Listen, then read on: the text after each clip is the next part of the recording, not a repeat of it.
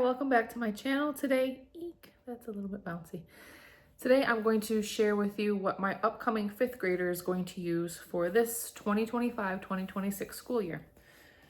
So it's taken me a while. This has been a very challenging planning year for me because so many things have been changing, so many needs are different, so many styles are different. As my daughter is maturing, she is kind of coming into her own with what she thinks she likes and what she doesn't like.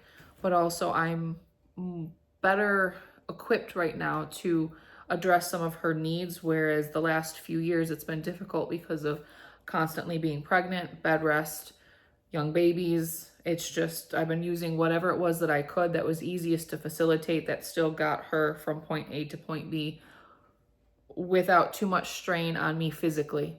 I wasn't even able to sit at the table with her. The pain was so intense, and the medical condition that I have made that almost impossible for about 6 months last year. And that's the case with each pregnancy that I have. So we are switching gears. She was using Math with Confidence to catch her up to a certain point because she was lacking some confidence in her multiplication and some of her level 3 skills. So she went from that, January, and switched back to the Good and the Beautiful, Simply Good and Beautiful. And she's got the first unit done before I said, okay, we're done for the school years. We stopped somewhere mid-May. We're going to start back up here in about a week and a half, the first week after 4th of July. And she's had a nice 2-month break, but I don't want her going back to the Simply Good and Beautiful.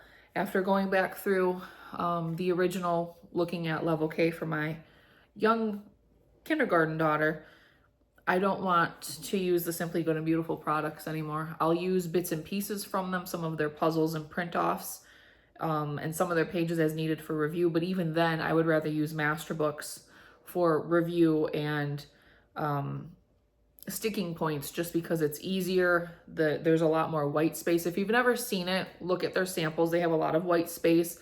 There's not a lot of clutter with the problems. I just don't recommend using it as your main teaching source unless you have a strong math child, just because their teaching style is not really suitable for most people. They do it in a literary base, but it's not a strong literary teaching style. I never understood the point of their stories and how you were supposed to extrapolate the information from that story and apply it to math. It was always very confusing. So with all of that said, we are switching gears and going back to what we used several years ago before I had to do bed rest for a couple of years with my youngest babies. We are going back to Apologia for her. This is the teacher guide. And if you've never seen Apologia, this is just all the pages that you will need to facilitate along with your answer key. You can also go on their website and print off. They have a whole slew of things. If you get their book, there's a code in here that you can use to plug into their website, and it gives you access to all of their additional resources, review pages, math games, worksheets. So we'll be using that for her. This is the actual book. It's a good size book, and it's nice. I enjoy this personally a lot more than Math with Confidence. I think it is more succinct. It is a lot less moving parts and pieces, but there's still a lot of hands-on with this. And it's very easy to add review material to this, such as master books or going onto their website. And so that's what we're going to do. It is more project-based. So at the end of each unit, you'll have a project that they work on, or even an introductory project. There's a grade, I want to say it's 2nd grade, where you have to build a lemonade stand, and there's a pizza party in level 3, those sorts of things. And so what Math with Confidence does well is it gives you a lot of review with the mastery. This gives you just a little bit of review. But as you can see, the pages are not very cluttered, which is what we need. And it's 2 to 3 pages at most, like this, versus Good and the Beautiful, 2 to 3 pages, but they're very densely populated with math problems. For drills and for mental math, I'm getting out my trusty Simply Charlotte Mason Arithmetic. This is book 4. She's probably somewhere in the first third of this book that she's capable of doing. So we will see how that goes. If I have to, I'll go back to the book 3 for reviewing those concepts as well. Let me move this over. I'm using my dog crate for a table over here because it's the perfect height. Science. This is our main science. And I'm not sure if I'm going to do this for a full year or if I'm going to space this out for 2 years because there are just over 100 lessons. It's 100, like 103. Something to that effect. But we are young Earth curious. I can't say we are completely young Earth, but I'm also not sold on evolution and old Earth either. And a lot of Catholic resources are strictly old Earth, and I don't want my children just having one perspective. I want them to see both sides or all sides and come to their own conclusion. So Simply Charlotte Mason for the win. This is geared for grades 4 through 6. I also have the version of this that is for grades 1 through 3, and it's very nice. You can always trust with Simply Charlotte Mason. Your kids are never going to be exposed to anything in books that would be crass, vulgar, immoral, unethical. It's just a very good, solid program that you can trust with the overall character building of your children. My child did enjoy Good and the Beautiful Science last year. We did 1 unit. That was weather. She enjoyed it. This is one that she's been wanting to do for about a year. So we're going to do geology when the school year starts. I will probably do 1 lesson a week of this and 1 lesson of the Charlotte Mason. We have a few other units downstairs. We'll see if we get to them. I'm not making that a priority, but I'm also not saying no to it either. They're pretty good. I don't consider them to be sufficient for my oldest daughter who is going into 7th. They haven't been sufficient for her for several years. I tried a couple units for her in her 5th grade year, and even working her at the 7-8 level was just, she was done in 3 minutes and very bored.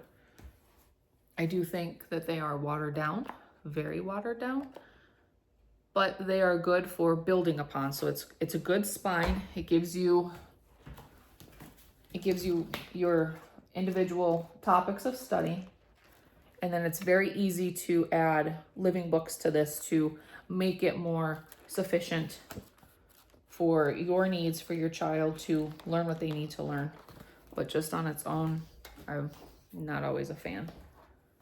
We're going to continue with this. And then I also have, and I can't find it, but I have Thinking Company's sentence diagramming books. So she'll be doing some of that this year too.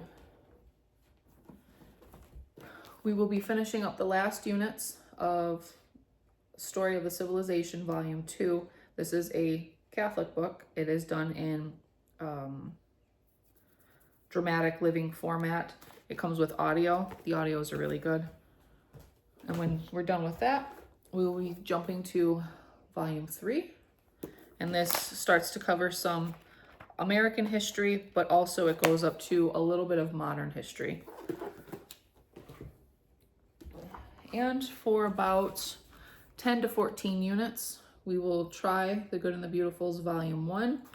I'm making a video probably later today that'll be out in a few weeks. I was very pro Good and the Beautiful for a while with certain subjects. I wasn't always the fan of their Simply Good and Beautiful because I think they did a disservice to everybody by selling off their original product or giving it back to the original owner. I think that they made a big mistake, especially when you see Math with Confidence and how popular that was. That is filling the gap that The Good and the Beautiful used to hold.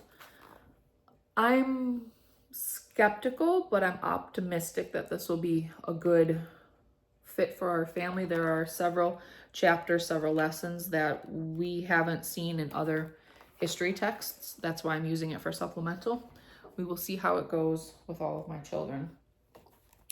My daughter going into 5th grade tends to, I don't want to call her remedial, but that's where she would probably be placed. If she were in public school, she would be more of a remedial student. And so this is geared for, if you follow Mater Ambelis, which is the Catholic Charlotte Mason online curriculum, they tend to have them reading this from grades 1 through 3. I'm going to have her reading this. This isn't old, this is 2007 version, so this is a completely different setup than what you're going to get with the current editions from Seton. But this is all literary form, and it's just enough detail for us to work on her retention and her narration skills while getting a little bit more of the Catholic foundation, the American foundation, before we move to volume 4 of Story of a Civilization next year. I notice she does better with that as we can piece and string things together year over year and have little strands of each thing for each year. She does much better remembering those things. This year for religion, we have 2. This is from Tan. She's going to be in book 5. Very thick, very thick. It's a nice book. You can go online and get a free lesson plan of how they break it up if that's what you want, or you can make your own schedule. Also going to be trying her again on this. I used this when she was in 1st grade, their level 1. She did okay with it, but it's not set up in a way that she tends to remember all that well. So we're going to see how these 2 work. Otherwise, there's always falling back on the good old Seton level 5. She does very well with the Seton. I think it's something about she can just go through the questions and she can reread them over and over and over again, and then she eventually remembers these things. Even though that's not typically a Charlotte Mason style, that's why I'm not a Charlotte Mason purist. I do what fits best for my children and not what fits best for methodology. So her Bible, she'll be finishing this up. She's 2/3 of the way through. This is Ascension Press. So if you've ever seen, whether you're Catholic or not, it's a very popular podcast, Father Mike Schmidt's Bible in a Year, Catechism in a Year. This is the same company. And so when she's done with that, we will move her to this that was newly released this year. It is a vintage reproduction that I tend to personally like. I've always been a fan of Father Furlong's books, which are history books that are from the 1940s. He kind of goes, I've seen some of his works published in the late 20s up through the 40s. So, but this is done very much in the style of what his books are. Let me not knock the water over with my butt, because that would be a big mess. Again, I've done that too many times. So you can see it has a very vintage-esque feel. I don't know what they reprinted this from. If it was originally the same title, I don't know.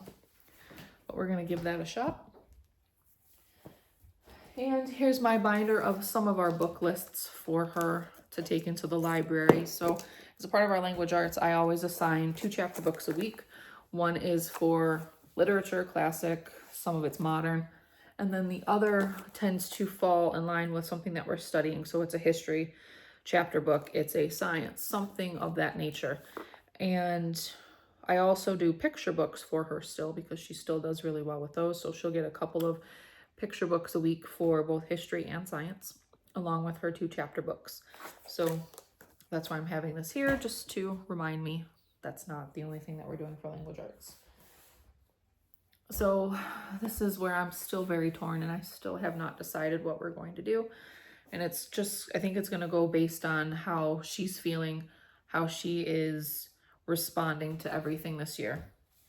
I have 3 options right here. We're going to use at least 2 of them, and we're possibly going to switch to a 4th option that I have over on my table that I'm going to use for my oldest. This was not working for her, the primary. And I tried that for several years, as I had stated in another video, which is why we switched to the Good and the Beautiful level 3, because I had that on my shelves downstairs. However, after seeing how successful she was in that level 3, she now has a very good, very solid understanding of what it was that she was struggling with. And all of those things are what we find in these books. So I'm very curious to find out if she can go back to this style now that she's had work with her struggling not topics, but skills, the skills that she struggled with. Maybe she can be successful with this. So I'm curious. I'm trying to find a way to implement this 3 days a week, at least in the beginning for the first 6 weeks, to see how she does with it. And if she does well, I'll switch this to our main. So until then, it's my experiment with her. And until I figure out if that's going to work for her or not, we are doing this tentatively. This is a 2-book set. I'm sure anybody that's watched my videos has already seen A Million Good and the Beautiful, so you know what these are. This is their current level 4. This is the writing and spelling. This is more of your grammar. This is the old or the current edition. It's not the first edition. It's the current edition, and that's going to be updated. And level 4, the new level 4 is going to be sold next spring, and that is your transitional level between the current level 3 and all of the updates they're making for the higher grades. I'm optimistic but yet cautious about this. Again, I'm making a video about my thoughts on where the good and the beautiful seems to be going. I don't know if I want to stick with them. I still support them in the fact that I know that I can put the resources in front of my children and they're not going to get information or viewpoints that run contradictory to our faith, or at least there aren't going to be vulgarities and behavioral issues or supports, you know, hitting of siblings, lying to your parents, raising your voice. I know that there are other YouTubers that don't want the